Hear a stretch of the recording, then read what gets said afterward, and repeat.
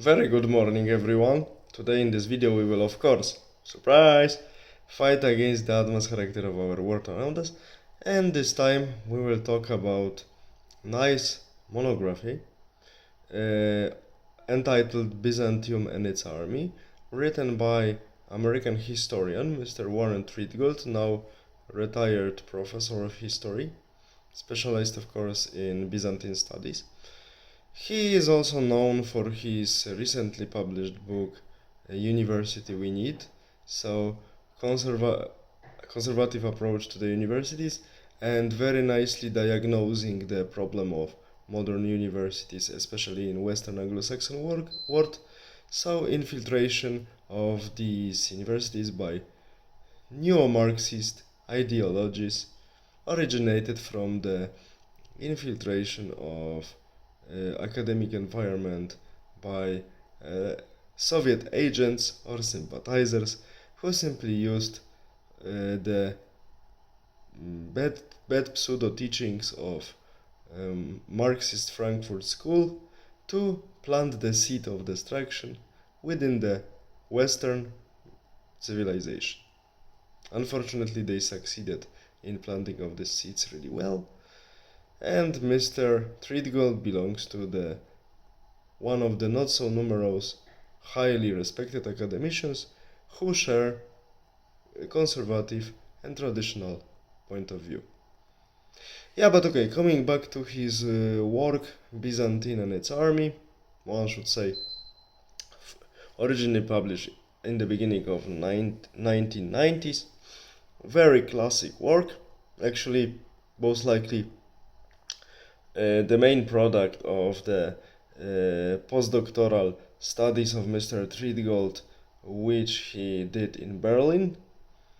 Work is the example of very huge dedication, very scrupulous approach to the sources, historical sources, that are numerous and very diverse. And as author writes in the introduction, information about the Byzantine army is spread uh, among many different sources from historical text till the iconography. So one has to be true numismatics, of course. One has to be familiar with all of these types of historical sources to extract properly the information from it. And Mr. Warren Treadgold did that.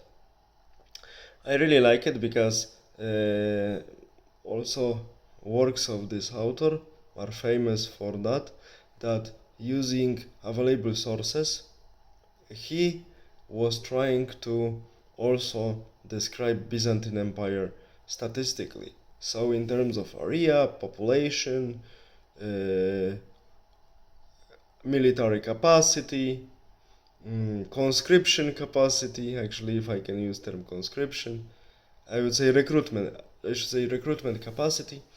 And within this book, after reading this book, we are getting familiar with the development of Byzantine, so Eastern Roman actually army, because term Byzantine was coined in 1557 by German scholar Hieronymus Wolff, just to distinguish Eastern Roman Empire from Western Roman Empire that was ended symbolically in 476.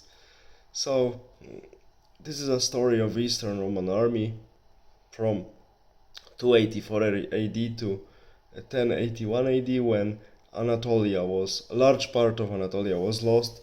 So the recruitment base for the soldiers, for fresh main recruitment base, was permanently lost.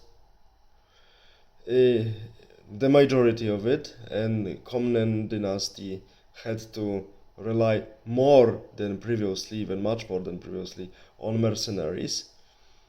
These mercenaries also were present in the Byzantine army from its very beginning, and it's nicely described which nations and how they were conscripted into the Byzantine army, actually recruited into, I should say. And Mr. Warren Treadgold dedicates a lot of place for the relations of Byzantine governments with the nations that were serving in its armed forces just to defend its borders, sometimes to make problems by some rebellion and clashes.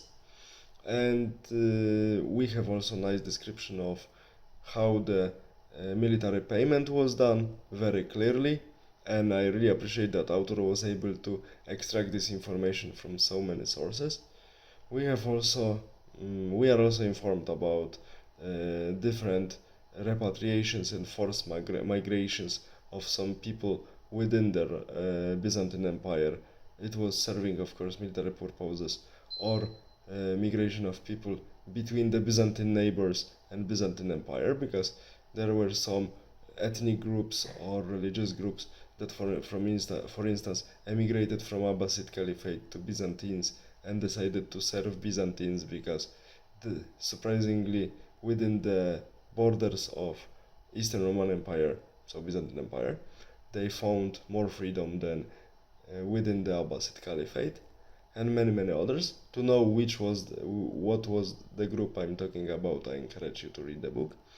And I really like, in the introduction, Mr. Warren Tridigold just deals really precise blows to his academic opponents that were criticizing first edition of this book, Byzantine and its Army. They were pointing many minor errors, according to them, they found within this work.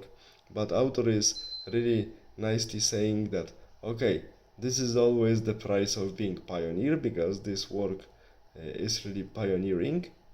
So that's why it's easy to write about something when you have already a well-prepared path to follow. But if you want to be pioneer, it's really hard job many people don't want to do, and I really agree with the author. And it's really risky because one can make some mistakes, even minor ones that later everyone will exaggerate. And within the second edition of this book, everything is nicely corrected, what could be corrected.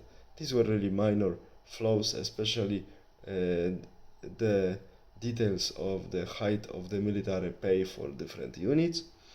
And I really like that Mr. Warren Treadgold really is a very good scientist, also political writer, and is able and brave enough to wage many scientific debates with his jealous colleagues. So I recommend it to you, Byzantium and its Army by Mr. Warren Treadgold. All the best, have a nice day, bye.